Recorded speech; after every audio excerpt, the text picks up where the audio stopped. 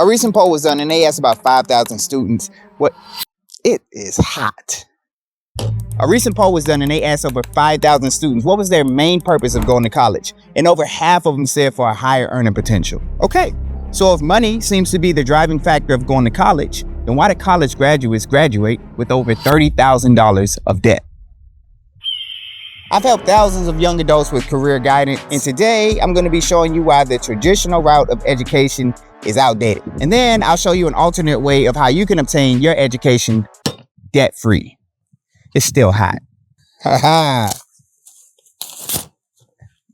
Hey. In 1970, if you wanted to go to college with room and board, everything included, your tuition was about $1,230. If you adjusted that with today's inflation rate, that'll be about $11,000 today. And getting an education back then would almost guarantee a high-paying job back then. So taking on debt, $1,200 worth, wasn't a risk at all. Now you fast forward 50 years, and those same people who went to school then are putting that same social pressure on you today saying you should get an education. But the playing field is different. And what they fail to consider is that not only has the education tripled in price, causing more and more young adults to take on student loans at the age of 18, the even sadder truth is the amount of time it takes to pay off these loans nowadays is about 20 years. You got interest rates climbing, so that $30,000 over a span of 20 years could equate to about $40,000. We shouldn't have to wait until 40 to be debt-free and finally start achieving the goal of why we went to college in the first place.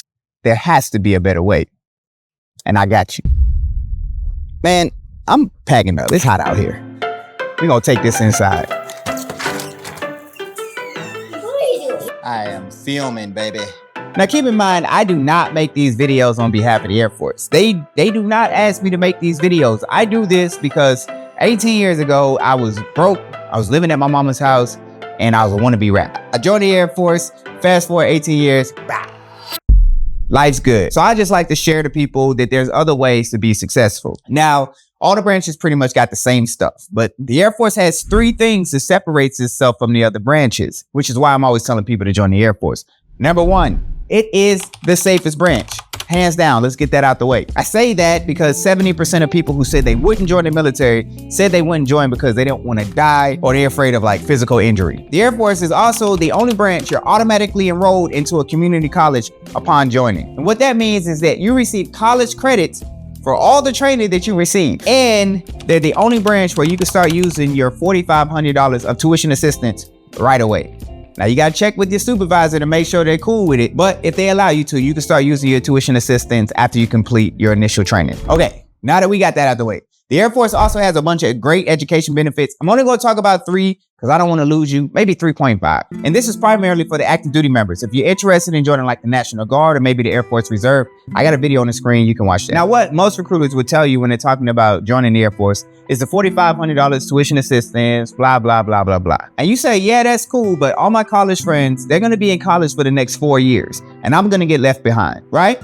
So a survey was done and they asked 70,000 business owners, what do they prioritize when they're thinking about hiring someone? And 70% of them said experience. What they're realizing is that education alone is not gonna get the job done, but neither does only experience. You need to couple the 2. And this is where the Air Force begins to help you separate from the competition. Remember I said the Air Force is the only branch you're automatically enrolled into a community college. So with the training you receive from the Air Force, you're gonna get about 45 college semester hours. All that leaves is about 15 credits of general education like math, humanities, stuff like that. So you use the tuition assistance, knock out those 15 credits. You now have an Associate of Applied Science degree. Now here's the catch. The Air Force has a program called the AUABC. And once you obtain your associate's degree, there are 72 colleges that will accept those credits and enroll you into a bachelor's program. So you essentially knocked out half of a bachelor's degree just by joining the Air Force. And if you're motivated enough, you could try and complete that degree within your 4 or 6 year contract, or get really close. Now, something that's starting to gain a lot of attention is that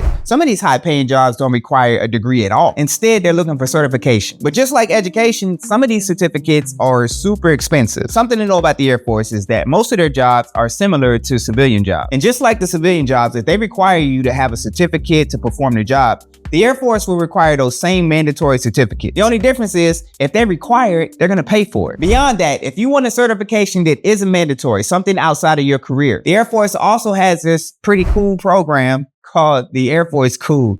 I'm sorry, y'all, I tried it. And And this program allows members $4,500 worth of industry recognized certification to, again, separate yourself from the traditional college student. It's mellow. Now, one thing I've seen when people join, they have these initial goals, these big goals. They're going to complete their education. They're going to take advantage of all the tuition assistance and all the benefits. They get in the Air Force, life is good. They making money, they're comfortable now, and they forget about these goals that they had when they initially joined. So what happens to those people? Do they just lose out on all the education benefits? They do lose out on that tuition assistance, and they do lose out on that cool program in the AUABC. But there's another benefit that is the best benefit of joining the Air Force. Matter of fact, I want somebody to get in my comments and try to change my mind that what I'm saying is wrong. I got time and I want to go back and forth with you. The best benefit is called the post 9/11 GI Bill. And this is for members after they get out. This gives members 36 months of education benefits post-service. It's a crazy benefit. Any public school within your state you can go to if you get accepted. You got to get accepted now. And they'll pay the entire thing. They also pay about $29,000 for private schools. And if that's not enough, there's a program called the Yellow Ribbon Program. And if the school is in connection with the Yellow Ribbon Program, they'll cover the rest. Here's the best thing about it to me. It also comes with a housing allowance. They understand that while you're in school, you need to make ends meet. So they're going to give you a housing allowance based on the zip code of where you're going to school. And this will be a monthly check that they put into your pocket every month to kind of help you make ends meet. Something even crazier about this benefit is that if you don't use it, you can transfer it to a dependent or dependent so they can get their education. So with the education, with the experience, you have separated yourself from everybody. And that's why I think the Air Force should be your plan A. But even more than that, the money that the military pays you compared to a civilian, you actually take home more of your money than a civilian takes home. Matter of fact, I compared my check to my wife's check, who's a civilian, and broke it all the way down to see who brings home more money. And I got a video on the screen right now if you want to watch that. But like I always say, I hope this video brought value to you. Stay beautiful, stay classy, and until next time, check me out.